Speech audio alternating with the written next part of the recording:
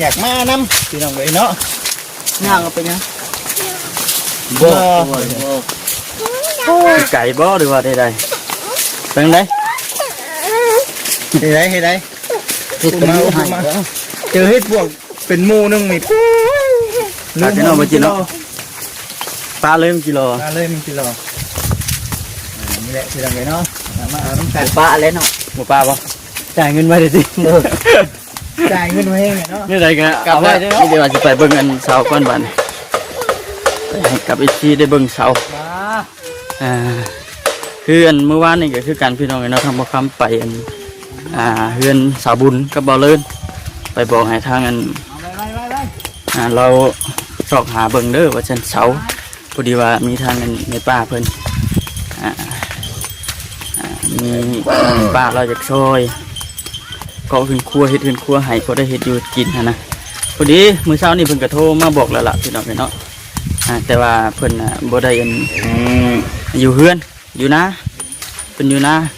ก็บอกคำเลยเปลี่ยนเป็นมื้ออื่นเด้อว่าซั่นสิออกไปเบิ่งเสาเรียนทราบลาดอยู่นี่ผลึกแท้แบบนี่เลยแหละพี่น้องเนาะซ้ำมันกับมันเสาเพื่อนบอกคำหนา12หนา12 3.50 เมตรแต่ว่าบอกคำเอาอัน12 ต้นทำให้ป้าเพิ่นเลยพี่น้องในซอยก็ยื้อเสาให้แต่ว่ายังไม่ทันใดมีแผนการย่อตั้งเนาะหาเงินเก็บเงินก่อนรุ่นกันว่าซีเอ็นเป็นได้ป่ะทำมาครั้งก็มีแต่สิจบคลิปก่อน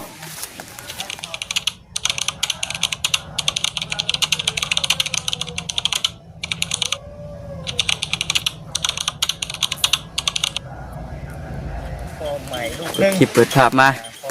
เอาคำลาสิไปเท่นี่ไม่เลยไม่เป็นไปชงไม่กระเจ้าโอ้ยเอาไม่กระเจ้ามันเนาะพี่น้องเนาะทักทายสบายดีเด้อพี่น้องเด้อยุดบ่ได้บ่ไปยังไปหาเราอยู่ห่มเอาสาพี่น้องเด้อมาอยู่ที่บ้านที่เฮือนบ่าวคำลาเพิ่นมื้อนี้ก็แต่ว่าตอนนี้นะมันอยู่ในช่วงบ่ายโมงแล้วพี่น้องและเพิ่นว่าสิพากันไปเบิ่งแนวกินไปซั่นพี่น้องเนาะมื้อนี้ก็ได้รูดกันว่ามันสิเป็นอีหยังหาเฮ็ดปวกก่อนเนาะมื้อนี้ก็ได้มาโก้ได้บ่ครับเอ้ยนี่พี่น้องเนาะมาโก้นายปวกกับปลาคำด่ามีนะได้เฮ็ดปวกดอกนึงอยู่นี่พอลงไป FC เพิ่นเบิ่ง3 4 5ไปดอกเดียวเอาละสบายดีไปใช้นี่ดึงเขาน่าจะเอาไม่กิโลป่ะมนุษย์ใต้ดินไม่ว่าไปได้เนี่ยก็ช่างกระเจ้าบ่ดูว่ากระเจ้าสิคุณให้ปะกระเจ้าคุณให้สบายดีทั้งทุกพร้อมสบายดีเด้อพี่น้องเนาะทำมาคิดก็ได้ทักทายสบายดีวัดทุกคนไปเอาบอลเก้าห้องนั่นนะวะแสดงว่าที่เจ้าเคยไปแล้วเนาะเว้นเนาะคนขายบ่ช่างขายอะไรได้บกน้ำดูอยากกินดิมื้อนั้นยังบ่แก่บ่อันนี้บกก่อนธรรมดาเนาะบาดมันแก่เฮาจึงมามาก่อเขาบ่เห็นมาก่อเป็นปุ่มอยู่เด้น่ะเดี๋ยวสิทำมื้อหน้าจะต้มให้บ่อันนี้เท่าไหร่นี่1 กิโลน่ะ200เป็นเงินเท่าไหร่200ไปเป็นเงินเท่าไหร่วะก็100,000แล้วก็ให้แล้วจ่ายก่อนจ่ายแล้วบ่จ่ายเงินก่อนเลยอันนี้ว่าวันนี้เฮาไปเอาหน้าบ่บัดนี้ไปเอาหน้าให้จ่ายโอเคพี่น้องเนาะโอ้โหจ่ายแต่คืนเอาคำละเจอกันเลยเนาะนี่แหละเพิ่นบอกว่าห้ามปลูกหน่อไม้ใกล้แทนเพิ่นว่าห้ามปลูกหน่อไม้ใกล้ทางเดี๋ยวมันจะหมดโอ้แม่มันสิลามเด้หน่อไม้ใกล้ทางฮักเอาไรโยกนี่คือดอกแต่บุคคลมาทางนี้จะเถื่อก็เต้าไฟซีมาเลาะมื้อนี้ก็ถือว่าคือเก่าพี่น้องเอ้ยเนาะบรรยากาศมื้อนี้ก็ทางบัจิตก็ไฟซีย่างบ่าวคำลาสิเฮ็ดเมนูสู่กินอีกแล้วบ่มื้อนี้โอ้มื้อนี้มีข่าวดีสลองว่ามื้อนี้ เรามนุษย์ใต้ดิน สะดองเสาเนาะ มีเสาเนาะ สะดองได้เสาได้ อ๋อ เนาะ จะเห็น ได้เสาเพื่อน เดี๋ยวยังไม่ทันได้อันไปเบิ่ง ไปเบิ่งครับ ยังสลายอยู่ เอาบ่เป็นหยัง คุดได้ลาดหน่อยเลยหูนี่ก็ บ่ายโมงนี่บ่เด่น บ่ายโมงแล้ว ไวใช่ล่ะพี่น้องเอ้ยเนาะ หากันมาฮอดเนาะ หากระพ่อ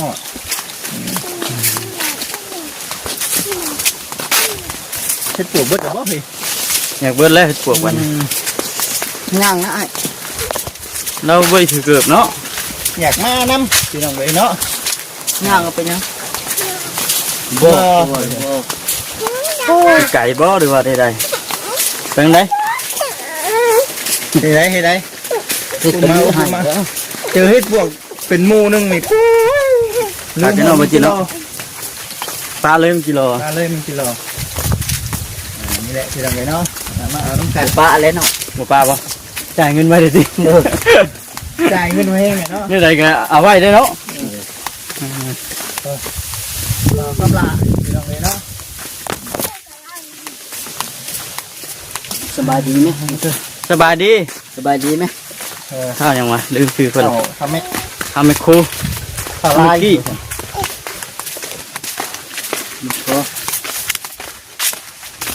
ตาเดียวเป็นหาที่กลัวผู้ได้มีกันว่าที่นี่ มันสิรอดตาคนอยู่บ่เนาะเส้นทาง ไม่เฮ็ดน้ำนี่ต่อด้วยเนาะอุ้ย ยัง ยังอยู่ได้นะ เฮ็ดยังไง กินได้บ่คำนั้น ได้กินได้ เฮ็ดยังนี่ ก็มั่นใจนะ โอ้บ่จิต โอ้เก็บเขา เฮ็ด แล้ว กินช่างบ่ กินแห้ง ตีนเฮ็ดบ่ใช่ ถือดอกนอนดอกมันเนาะ ขึ้นหน่อยใช่ไหม กินได้นะ กินได้ เดี๋ยว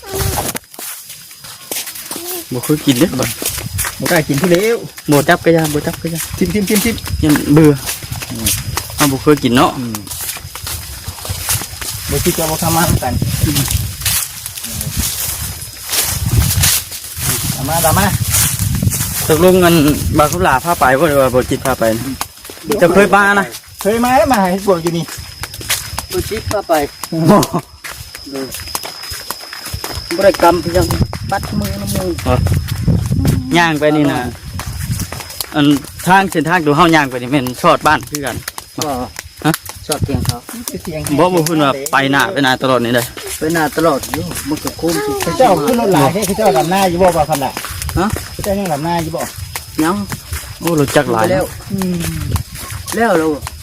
ไม่พูดกับเขา เมนว่าเขาจะคุดให้เฮาอยู่บ่ล่ะ ป่ะ ฮะ บุญคุณตาเกี่ยวพวกไว้หยอกนะ ไปเดี๋ยวน้องเบิ่งไปน้ำกัน มันสิได้อยู่บ่ บุหูเลยเนาะ เบิ่งก็จะยันว่า ยังโบราณป่ะ ยันเพิ่นดำนานะยันหมูอยู่ลาไปขุดไว้ซั่น ยังมีน่าจะยาก ไปพี่น้อง นั่นเจ้าเรื่องนี้อีก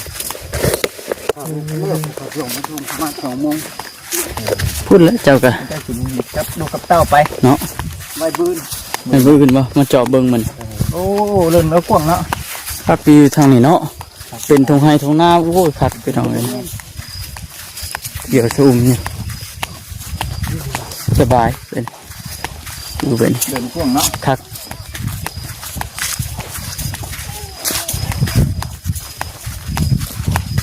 ฮอนเอา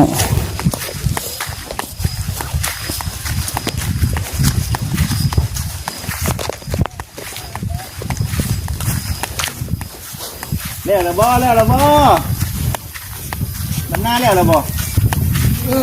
ได้แหละปีหน้าเพิ่นเริ่มบัดนี้เนาะ อยู่บัดนี้โอ้ยมาสิมานำซอยแล้วแหละนี่ไป เจ้าก็ท่าคุจิโร่ ยังมาทันมาครับ มาครับ คิดหวังแล้ว ที่วางแล้วว่าคุณละ จะเฮ็ดยังล่ะ คุจิโร่เจ้าก็สั่ง ละจังคุจิเรามาแล้ว ยังเนาะ ช่วงคำๆหมดเลยเนาะเรามา แล้วเที่ยงแม่กู ยังไปฮอดเที่ยงมื้อละไปจ้ะมื้อละมาไม่มา เนาะ กลับแล้วบาทนี่ ที่ไรเก่าค่ะ เมื่อพ้นหมด อยู่ที่นั่นแหละ เพราะว่าผู้เพิ่นไปอันขุดจิโรยังไม่ทันเลยมาเนาะพี่น้องเนาะตาเธอ ยังเพิ่นเลยลง มาจะไปมาข้างหน้าโอเค กลับกัน มีแต่บอกเพิ่นนั่นแหละเนาะ แม่ มีแต่บอกเพิ่น มาแม่ โอ้ยพี่น้องเลยเนาะผิดหวังแล้วทั้งบ่าวคำลา มาเขาลาผิดหวังมันน่ะ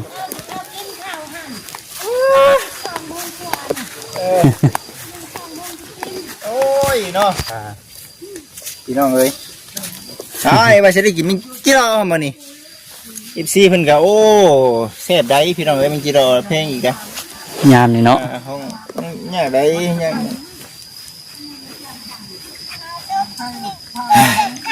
ให้กินข้าวยังมานี่ ขาล้อลุงตัวนั้นอีก ถ้าเรารุ่นอีก เจ้าว่าเขามาเบิ่งอย่าดึงแม่ แสดงว่าให้กินข้าวกับยังมานี่ จะกินกับยังนะ เรารุ่นอีก แต่ว่าบ่จิกกับบ่ข้ามน่ะมีครบแล้ว จบเลย ห่อมาแล้วข่อย ข้ามห่อยังก็มานี่ มื้อนี้บ่ตำหมักพริกดิบ มาพริกดิบ ใส่คุก ใส่ครก ใส่แล้วก็ แล้วก็อันต้มหน่อไม้ไล่ ต้มน้ำมันไล่ น้องมันไล่เขาได้เฮ้ย เนาะ เออ เมนูเด็ดเด้อพี่น้อง เด็ดเมนูเด็ด แล้วก็ข้าวเหนียว ข้าวเหนียวน้ำแต่ว่าข้าวเจ้าหนึ่งก็ ข้าวโพดงามแม่นไหมหนึ่งแล้วว่าข้าว เขาเจ้าหนึ่งเหรอ อย่าดื้ออย่าดื้อ เต้นแล้วไปยังเล่นเต้นแล้วไปยังเท่าน้อย เล่นเองนะเฮ้ย ยังนะ ยังกลับไปกลับมา ตัวนี้จะพากันกลับแล้วพี่น้องเอ้ยเนาะ ครับแล้ว ผู้เจ้าก็ยังไม่มา เจ้าของอัน กิโล กิโลคนยังมาทันได้มาช่วงพุ่นแหละโอ้รู้สึกว่าหิวข้าวแล้วเนาะบ่กินเนาะ คิดว่าหิวข้าวเลย ปะพี่น้องเอ้ยเนาะงามมื้อ เขาเลยใครที่เปิดเป็นเขาเลยเดี๋ยวเขามาไม่ไม่ก็นาทั้งหมดสำหรับเขา เราไม่ได้คิด 3 เมตร 50หน้ายัง เจ้า หน้า12จักต้นเหรอ เก้า 9 ต้นรอรุ่นกันอีกพี่น้องว่าสิเป็นเฮือนแบบใดตรงแบบใดเฮือนเราเนาะบอกเขาหลานเนาะดีใจปะเคยคิดดีว่าเจ้าของสิได้ บุคคลเลยครับ บุเคยคิดนอนกับเขาบริฝันจากนี้เลยนี่ปาเถอะบัดสิได้ คือปั๊บ ปุบปับเนาะ โดย ตะกี้โอ้ยหอบลูก ไม่บ่มือเก่งว่ะ อุตุต้อยตะกี้ บ่ติดมันก็ไม่นี่บ่มือเก่ง ว่าโบเจ้าก็ได้ ว่าดอกทีมงานรักนกไม้ว่ะ เนาะหน่อไม้ได้คอยเอามาอยู่ต้มเลยจิแกงหน่อไม้กินกับต้มหน่อไม้เด้อ แกงไม้กีกับต้มนกไม้ โอ้ย ข้าวก็คักปันยัง แม่นเหรอเอ้าแท้คืออาจสิมีอันหยังขามาน่ะทางปบเพิ่นโทรมากินนี่บ่แห่กับชาย ท่อ เอามาเฮ็ดห้องน้ำนี่บ่ โดย ท่อพังห้องน้ำเลยเนาะ โดย โอ้รถกระเจ้าสิเข้ามาได้นะ เอาละ ไอ้เนาะ พระเจ้าคือข้าวมาตัวนึงบ่ ข่าวดีกำลังหลั่งไหลเข้ามานะเดี๋ยวนี้บ่คำลากันเนาะ โดย หลั่งไหลเข้ามาบ่หยุดบ่หย่อน ไอ้ตัวนี้เด้อแม่ตัวได้ เรากำนาแล้วกัน บ่ได้มันจิรอเลยงานก่อนหรือเปล่า ก่อนเนื้อบาดเยอะ ก่อนเด้อบ่ก่อนก็อ้อนก็บุ่งเลยได้บาด แม่นบ่ เขาก็ยาวพวกเขาแล้วบาด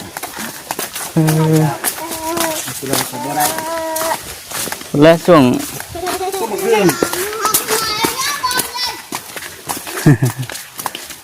ตัวไม่ลงอยู่นี่เขาอย่าดึง ลงไปดินนะเพื่อนไป จับชัดเขาแล้วหัวด้วย ตายตายตายตายตกเอามาเด้อเอามาแต่ละคนกินนะ ก็จะอยากปีกมึง เดี๋ยวก็มากอดิมากอน้ นี่บ่ ำดกบ่ ดูเขาเลย คนแนมไปคือบ่เห็นหมามันไปได้เนาะนะมากอน้ำพี่น้องเอ้ยอยู่บ้านครับแถวอยู่ดงพุ่นมันยังอึดแล้วเธอบ้านเพิ่นยังมีอยู่มักก็สิย่างก่อนเลยง่อนเลยพี่น้องเอ้ยบ้านพี่น้องเอ้ยเนาะติดตามเบิ่งไปนำกันตอนนี้นะไปกลับแล้วนี่เดี๋ยวว่าสิไปเบิ่งกันเสาก่อนบ้านให้กลับอีกทีได้เบิ่งเสา มา คืออันเมื่อวานนี่ก็คือการพี่น้องเนาะทำบ่คำไปอันเฮือนสาวบุญกับบ่าวเลินไปบอกให้ทางอันเราสอกหาเบิ่งเด้อว่าจันเสาพอดีว่ามีทางอันในป้าเพิ่นมีป้าเราจากซอยก็ขึ้นครัวเฮ็ดขึ้นครัวให้พอได้เฮ็ดอยู่กินนะพอดีมื้อเช้านี่เพิ่นก็โทรมาบอกแล้วล่ะพี่น้องเนาะแต่ว่าเพิ่นบ่ได้อยู่เฮือนอยู่นะเป็นอยู่นะก็บอกคำเลยเปลี่ยนเป็นมื้ออื่นเด้อว่าซั่นสิออกไปเบิ่งเสากลมพี่น้องเนาะแล้วก็มีตัวติดตามเบิ่งไปนำกันพี่น้องเนาะหลังจากเพิ่นนั้นเอามาครบแล้วก็แม่นชื่ออุปกรณ์มาให้ไปเป็นมื้ออื่นเป็นอันไม่คือไม่ข่าวไม่อย่างอะไรกับเด็กจะปอกเด็กจะปูเนี่ยสังกะสีเบิ่งหรือว่าบัจิตนะจะเบิ่งละไปพี่น้องเนาะจังไรกันแล้วจังว่ากันอีกเรื่องตัวนั้นปอดเรียนสาบลาบอยู่นี่ผลึกแท้แบบนี่เลยแหละพี่น้องเนาะซ้ำมันกับมันเสาเพื่อนบอกคำหนา12หนา12 3 เมตร 50แต่ว่าบอกคำเอาอัน12 ต้นทำให้ป้าเพิ่นแหละพี่น้องในซอยก็คือเสาให้แต่ว่ายังไม่ทันใดยันมีแผนการย่อตั้งเนาะหาเงินเก็บเงินก่อนรุ่นกันว่าสิอันเป็นได้ป่ะถ้าบอกคำก็มีแต่สิจบคลิปก่อนฮอดแล้วพี่น้องเนาะคลิปนี้ก็สิจบก่อนโอเคเพียงสบายดีเด้อ